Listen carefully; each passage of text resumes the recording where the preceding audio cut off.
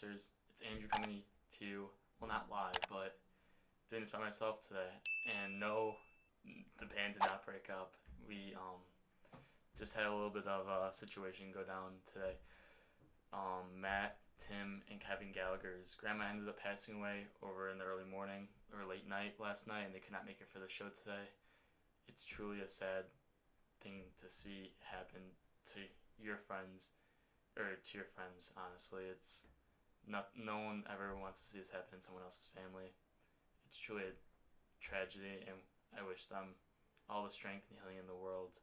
I have said many prayers for the family, because like I said earlier, no one wants to see this happen. I'm truly sorry that they have to go through that pain, because it's not an easy one. I've never had that happen. All my grandparents were still alive, but I've seen other families go through it, and it's not something that you want to see. It really breaks down a family, but I'm hoping they come back stronger on the other side. And that's all I'm going to say on that. If you're a fan of the show, please go wish them, and not wish them, but say your sorrows for them, say your prayers for them, because they're going to need it. They're a very strong family, but it's still tough to get through these kinds of situations. But with that being said, we have sports to go through today, and we had a lot go on this week and this weekend with football, sports, MLB, and all that stuff. And we're going to start with the MLB today. So the playoff picture is rounding up. We're down to about the last week and a half of the season. And with that being said, let's start with the White Sox. They come in pretty hot, taking 3 of 4 from the Twins and dropping the series 2-1 against the Reds. They did start the series with Josh Streever, I'm pretty sure, which was basically a throwaway game to start out with. He ended up only going like 2 2/3 innings with like 4 earned runs. And Tim Anderson also sat out that game, so it was more of a resting game before the playoffs started. We ended up losing that one. But the most important game of the series was the second game when and Trevor Bauer ended up pitching, had a very good game. Only allowed 2 earned runs, but Dallas Keuchel also had a great performance. 7 Ks, 2 walks over I think 5 innings pitched. He ended up being taken out early, and the bullpen did the rest of the work for us, and we won 5-0. We had back-to-back home runs with Yasmani Grandal, Jose Abreu, and why can't I think of the third one? Sorry, usually I have a whole cast of here trying to support me with this, but I had back-to-back home runs. Tim Anderson also had a home run along with Nomar Mazara. Those 2 hit off of Trevor Bauer, and the other 3 were back-to-back hit off the rest of the bullpen. Really great game to see us coming together. Trevor Bauer's the type of pitching we're going to be seeing throughout the playoffs, so it's really great that we had a great performance against him. But if anyone saw, he was wearing trash can cleats to make fun of the Astros for cheating in the World Series. So that was pretty funny. He sort of said fuck the MLB and did his own thing. But that was pretty cool to see. But since they did drop 2 against the Reds, they do now sit in second place in the seeding within the AL, which is no big deal. Matt and the whole entire gang have been saying this whole entire year, this is year 4 out of 5 of the rebuild. We're not there yet, and to be having this great of a season is still a great thing to see happen. But as we sit now, the Rays are number 1 seed versus the 8 Blue Jays, number 2 White Sox versus number 7 Indians, number 3 Athletics are versus the 6 Astros. Rays, White Sox, and Athletics have all clinched the playoffs, but have not clinched the division yet or a certain seed. Number 4 Yankees are playing number 5 Twins. The Twins have also clinched as of now in the playoffs. Then we go over to the National League. Dodgers play number 8 Reds. The Dodgers are the only team that have clinched in the NL thus far. Number 2 Cubs versus number 7 Phillies. Number 3 Braves versus number 6 Cardinals. Number 4 Padres versus number 5 Marlins. Probably a lot of you are saying, wait, how the Padres a 4th seed? Well, the LA Dodgers are in the division and currently number 1 seed. Padres are a great team, but they're not catching up to the LA Dodgers. They're on a completely another level. They're completely another level beyond anyone in MLB, and so far they're looking like my team that's probably going to win the World Series this year. Hopefully they don't choke it out like they have in previous years past, but anything can change within this last week. This whole entire seating will be switched up by the next time we have our next show, so this really means nothing, but I just wanted to give an update on the series. So now we go into the NHL that just started, the Stanley Cup Finals between the Dallas Stars and the Tampa Bay Lightning. Dallas Stars won last night by a score of 4-1, leading the series 1-0. And before the season even started, I had the Lightning actually probably winning the series 4-2, just because they beat the New York Islanders, who are the best defense in the NHL, and they were able to put a 6 spot on them one game in Game 2. They ended up winning that series 4-2. I expected the same outcome going on in this series. But Dallas came out hot yesterday, being able to score 4 goals, or 3 goals in the first 2 periods, 1 in the first, 2 in the second, 1 in the third, while the Lightning only scored 1 in the first. So that was pretty interesting to say the least. The Lightning are a super high-powered offense, as we know, with Nikita Kucherov having 25 of their points so far in the playoffs, with Braden, where's his name? Come on. With Braden Point also having 25 points in the playoffs as well. The rest of their roster really isn't doing that much work in the playoffs, with only 5 players with plus 10 points in the playoffs so far for them, and most of them are just above that 10 mark with 13, 12, 11, maybe 15 at the most. But another huge star in the playoffs that's been really underrated, Andrei Valesky, .930 save percentage with a 1.93 goals allowed, and has played every game in the playoffs, going 13-4. That's going to hurt them, him being their only goalie in the playoffs, because you need to give your goalie at some point a break, and that could possibly hurt them in the playoffs because your goaltending is your number one priority throughout the whole entire playoffs. That's the only reason the Blackhawks were in it against Vegas Golden Knights. They only won 1 game, but they were still in it because Corey Crawford's a brick wall. But Dallas is a very good defensive team, second in the NHL, and they weren't really showing their offense in the round robin, but they've since pulled it together, obviously making all the way to the Stanley Cup Finals and putting a 4 spot up against the Lightning in Game 1. Their defense did the rest of the work. But a very underrated goalie, again, going into this is Anton Khudobin with a .918 save percentage, 2.67 goals allowed, which is a little more. It's about 3 goals a game, which is not what you want to see. Has played 18 out of 21 games, and they also have no backup goalie, with Ben Bishop literally being like the opposite of a brick wall, which is like your curtains in, I guess, your living room, just letting everything through. Really, honestly, has been no presence. But Anton Khudobin was great in Game 1, stopping 36. He faced 35 shots, saved 34 out of 35, only letting 1 goal go through, so that's huge for them. But I said Lightning were going to win the series 4-2. I think they can overpower that that very good defense that Dallas has, just like they did with the Islanders. So that's my prediction with that. Let's head over to, I guess, the NBA. Yeah, this is big topic right here because I've been very wrong with these NBA standings so far, actually. So let's see how I do. Matt usually helps me with this one, but let's see if I can pull this one off on my own. So we come into the series with the Heat actually up 2-1 right now, and the Los Angeles Lakers up 1-0 on Denver. Miami's playing Boston. Didn't mention that, but Miami's up 2-1. First 2 games were very close, going down to the wire. And then Boston prevailed in this most recent game with 4 players over 20 points, including Kemba Walker, Jaylen Brown, Marcus Smart, and Jason Tatum. Jason Hayward? No, that's not right, is it? Well, we're just going to call him Hayward. Gordon Hayward. Gordon Hayward also played the game with 41 minutes, only scoring 6 points, but that's after coming back after an ankle sprain, so they are weary about him starting and playing, but they got a lot of minutes out there. He just wasn't allowed to score a lot. But that leads their Heat. The Heat play a 2-3 zone, and the Boston Celtics are more of an ISO team with Kemba Walker, so they had to scrap the whole entire game plan and start new. That's why they struggled those first 2 games, because they had to adapt to the 2-3 zone. And Boston's not really a 3-point shooting team. The Heat are very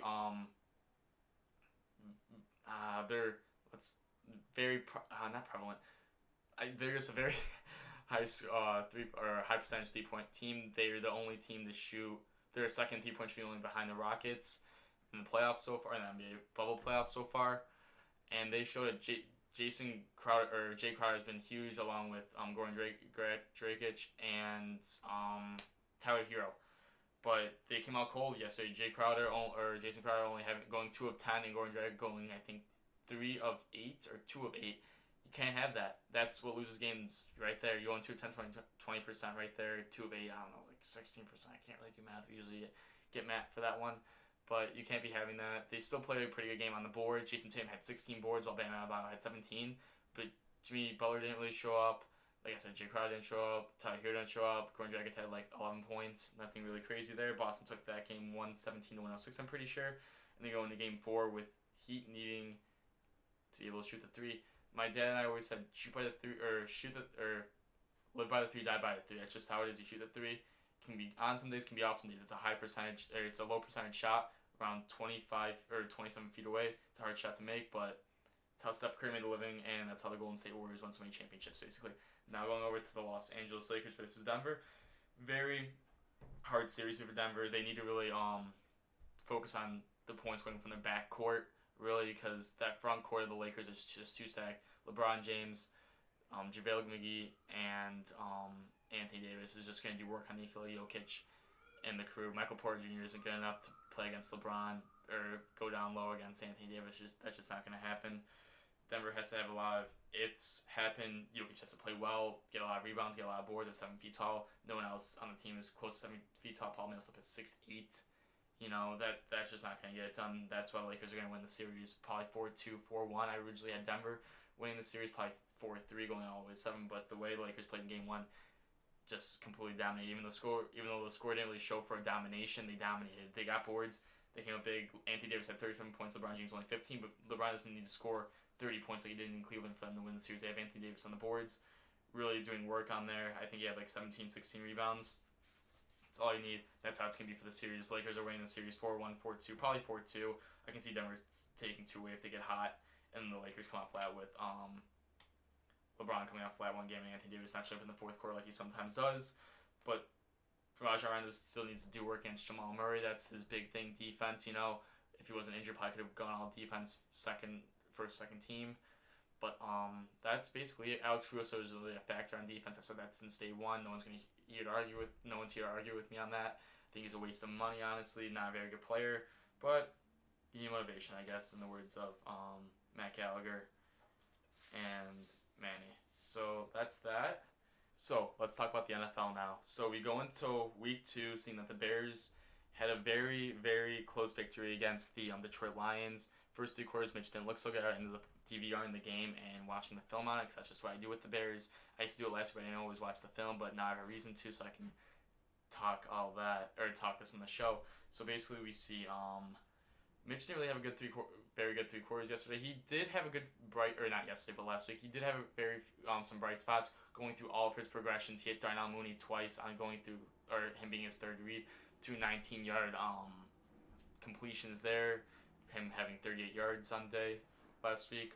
But aside from that, Mitch had a great throw to Allen Robinson in the corner. It was like a Bermuda Triangle sort of Detroit players put right into the spot. But if you did not notice on the exact same play, he had I'm pretty sure his tight end, it was either Cole Kmet or Jimmy Graham, out in the flat on the right side of the field, on the right hashes.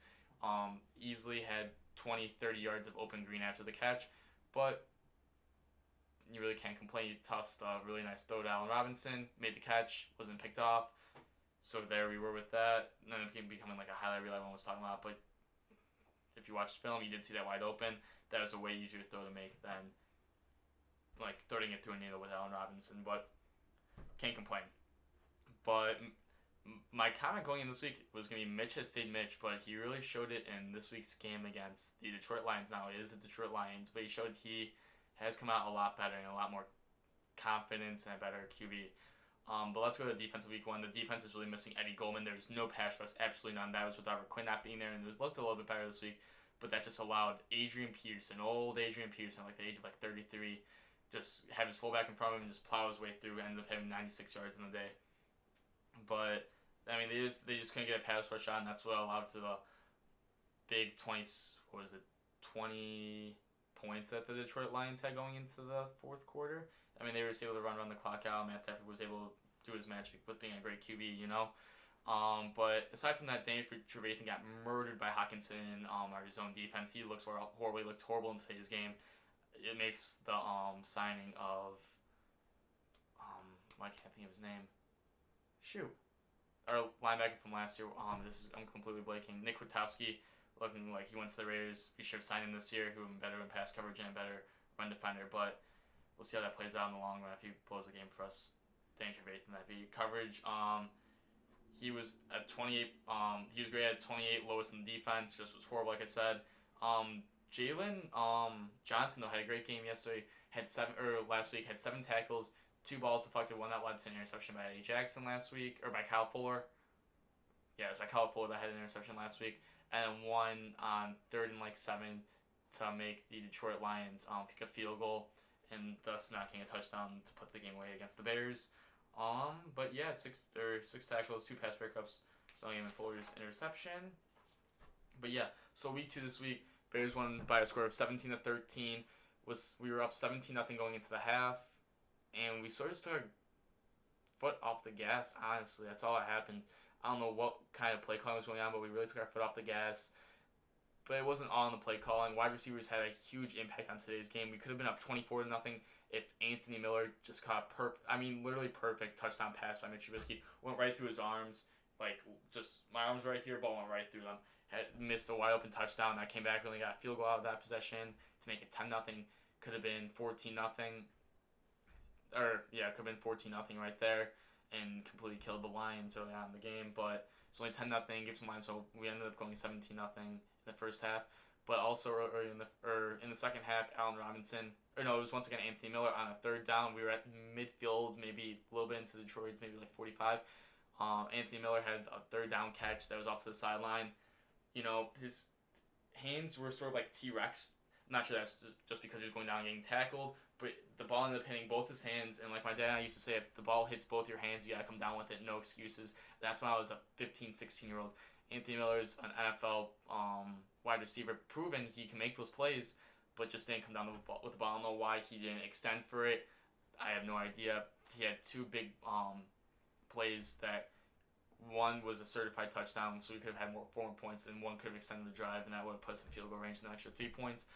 And right there, put Detroit away and don't have this comeback that they made late in the game, or put the Giants away and don't have this comeback that came back later in the game. And also, Allen Robinson had a 50-50 ball that, he should have definitely came down with. It was a pretty, I would say 90%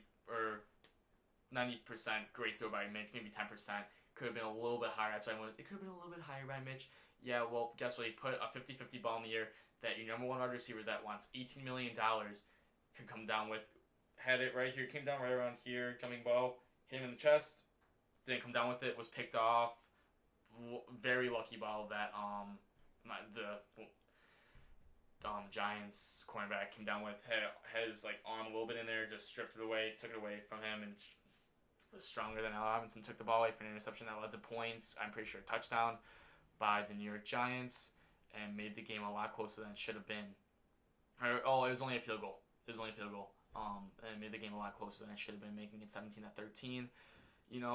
Allen Robinson wants his extension. He wants to be paid $18 to $20 million. Who's paid $18 to $20 million? Julio Jones, Keenan Allen, proven number one wide receivers.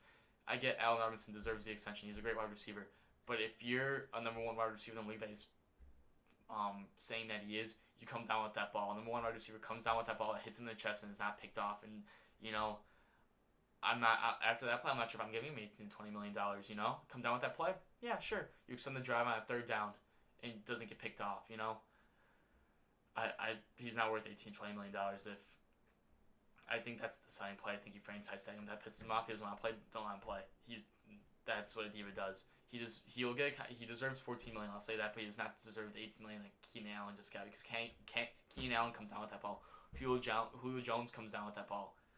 I was very upset with that play. That was probably the most upsetting play to see, and it erupted on Twitter that Allen Robinson wasn't playing hard enough or anything like that. That's not the case. Allen Robinson had another great catch earlier on in the game that just caught by the fingertips of him. That Mitch Trubisky, the only place you could put Allen Robinson, came down with it. That's not the case. If that was the case. Well, because Allen Robinson wants to be paid, If that was the case, he would be making those plays earlier in the second half. He just made a bad play right there, and it could affect his contract, to be honest with you. But that's just my opinion. Scores around the NFL, though. Cardinals are beating the Washington football team 20-3. Ravens are beating Texas 23-10. Chargers are actually up 14-6 with 8 minutes left in the third quarter. Is this going to give done scores?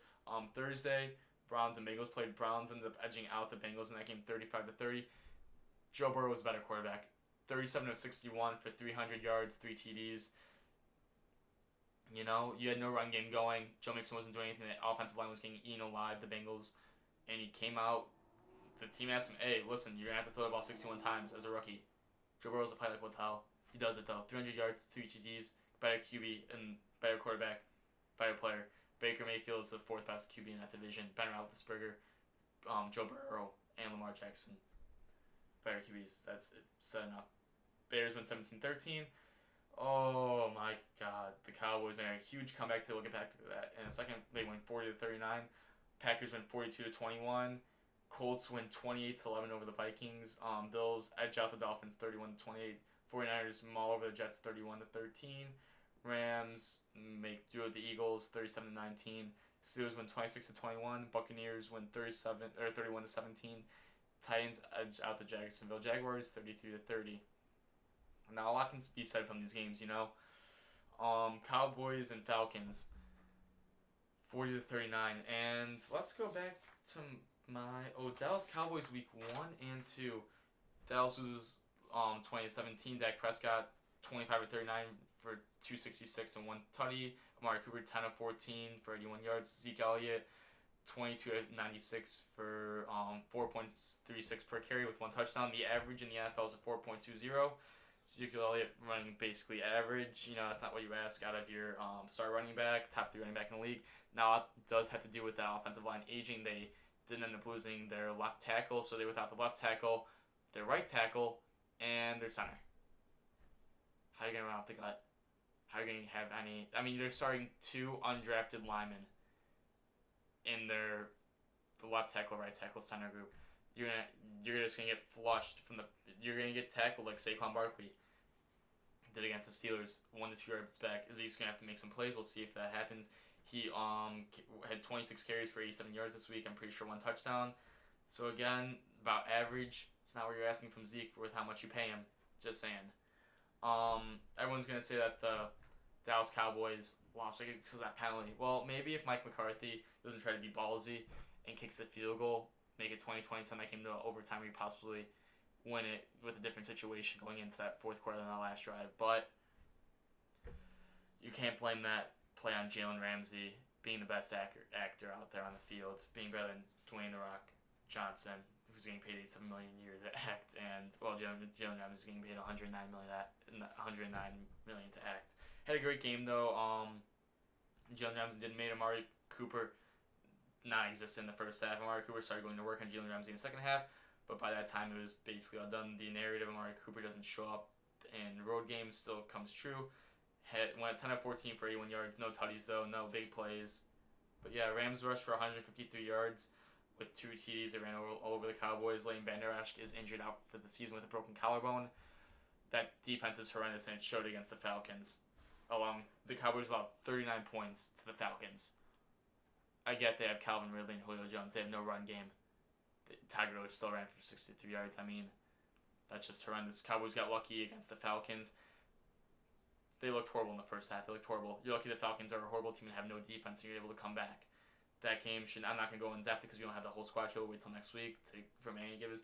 But the Cowboys are not going to win this division. I'm not sure who is. The Eagles aren't winning it.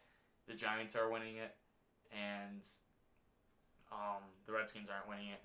Frankly, it's probably going to come down to an 8-8, 7-9 record. That's my prediction that the Cowboys probably come out because that team does not look good either. I don't know who's going to win this team, but they're going to finish it with an even record or a losing record. Coming out and saying that now, they're going to be second team ever since the Seahawks did it back in like 2011, 2012 when they had a 7-9 record going to the playoffs and made their little stint against the Saints and ended up losing to the Bears. I think that was 2010 then.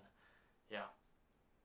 But yeah, that's about all I have for the Cowboys. Vikings looked absolutely dog shit against the Colts, only scoring 9 points. Kirk Cousins had like 100 yards, passing 3 interceptions. Good Kirk Cousins like we know him from the past. Bills ended up edging out against the Dolphins 31-28. Don't sleep on the Dolphins. They're a good team. They played 2 very good teams in the New England Patriots and Bills in week 1. And then you have the Titans edging out the Jaguars. Jacksonville Jaguars might be for real. The Titans are a very good defensive team with Frank Vogel being a defensive-minded coach. Jaguars Gardner Minshew puts up around 300 yards, 3 TDs, 1 interception, I'm pretty sure. Just losing out to the Titans, very good Titans team. Derrick Henry, though, is basically inexistent on this game. My fantasy team had like 14 carries for 67 yards. That doesn't really help the fantasy team, but it's okay. I'm going to win both teams this week. Both teams are going to win this week, so I have no complaints. But yeah, Ryan Tannehill did most of the work with 3 TDs and like around 250 yards. Buccaneers win 31-17. Tampa Tom is back. Eagles get annihilated 37-19 against a very good Rams offensive team. I don't know how the Eagles didn't score more points because I probably know because the Eagles have no offensive line. Aaron Donald probably just wreaked havoc. But I mean, all the Rams have Jalen Ramsey and Aaron Donald. I don't know how they couldn't muster up more points. I didn't really watch that game. I was watching the Bears. Yeah, that's about it for the NFL, really, honestly. We have later upcoming Patriots and Seahawks. I have Russell Wilson as my starting quarterback in fantasy, so I really need him the ball against this week. Patriots defense, that's why I started him over Josh Allen, who also had a very good game. But hopefully Russell Wilson takes advantage of the Patriots' short defense with 8 players opting out due to the coronavirus. Saints and Raiders playing Monday Night Football. Saints probably roll over the Raiders since they're probably... they played the Panthers, so what can you say? Teddy Bridgewater had -2 points in fantasy this week. That's what you can say. And lastly, in extra news this week, a lot actually in extra news. I was sort of on top of it this week for the first time ever. So Tuesday, Allen Robinson deleted all Bears images and videos on Instagram. There's a trade rumor that ended up coming out false. Allen Robinson had a talk with head coach Matt Nagy, said he's very happy with things are going. Hopefully a contract is settled soon. Bears also signed Tariq Cohen for 3 years, $17.25 million, 9.33 guaranteed, came up to $8.25 million with incentives. So basically him just hitting goals in his contract that were given out. Leighton Vander Esch out for the season with a broken collarbone, like I said previously. Big news coming out of the NCAA college football season. The Big Ten is back and ready for action. Season resumes on the weekend of October 24th. 8 games over 8 weeks with a Big Ten championship game. No fans are allowed. Rapid tests every day starting September 30th. If you test positive, you're out 21 fucking days. I thought it was only 14. 21? Are you kidding me? That's gonna blow some teams up. If Ohio State has a big thing, they're not making the Big Ten championship. I can tell you that one. When a team's positivity rate goes above 5%, all team functions stop for 7 days. That's a game right there gone. That's these college kids got to be very weary. These allow college kids who aren't fully mature yet make dumb decisions. They can end up costing their team a game or two. Big Ten teams could attend CFB playoffs if the committee thinks the team is good enough. It comes down to the committee what they have to say about it. They're all in conference games as well. The 2021 MLB opening day in spring training will start on time. Spring training will begin February 27th.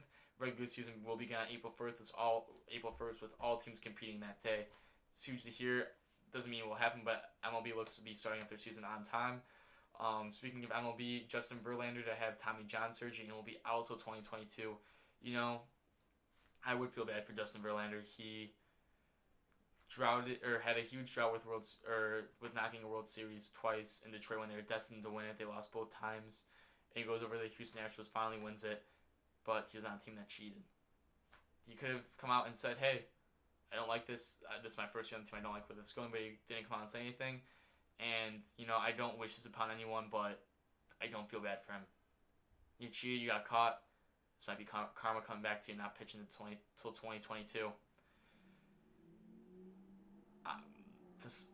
I don't want to get into the whole entire Houston Astros thing, but I hate him. To sum it up, mostly Trevor Bauer wore trash cans on his shoes against the White Sox. That sums it up basically. Hate that team, hate the organization. Could care less what happens to them and their players. I'm not saying that I hope anyone dies or contracts illness or anything like that, but just gonna leave it at that. The NCAA Men's Basketball Division 1 or NCAA Basketball Men's Division 1 will start Wednesday, November 21st, starting on time this year, starting just the exact same day it started last year. Teams can begin practicing on October 14th. No exhibitions or scrimmages against other teams, only against themselves. Council recommended a minimum of four non-conference games. It said minimum. I'm pretty sure it meant to say maximum, but it's what the council says. It doesn't mean that's what the NCAA will do. We'll see what happens. Teams may not play more than 27 games only for the regular season. This does not include championship weekend or the tournament itself. And once again, to say it starts on time, but teams don't know how to play 27 regular season games, which I'm pretty sure is about normal. But yeah, that's the show for this week. If you guys like the show, I had to do something. I sorry if this is a little bit tough. I know I'm not that entertaining. It comes with Manny and the rest of the guys. But I put this facts down, get the show where it's actually supposed to go, with stats and all, and give you the weekly updates with everything that's going on in the NFL. But yeah, I hope you guys enjoyed the show. Like I said, just prayers up for the Gallaghers. Hopefully you guys can go out and say something to cheer them up during this harsh time in their family. But that's all I have for you guys. Hope you guys enjoyed the show, and see you guys next time. Adios.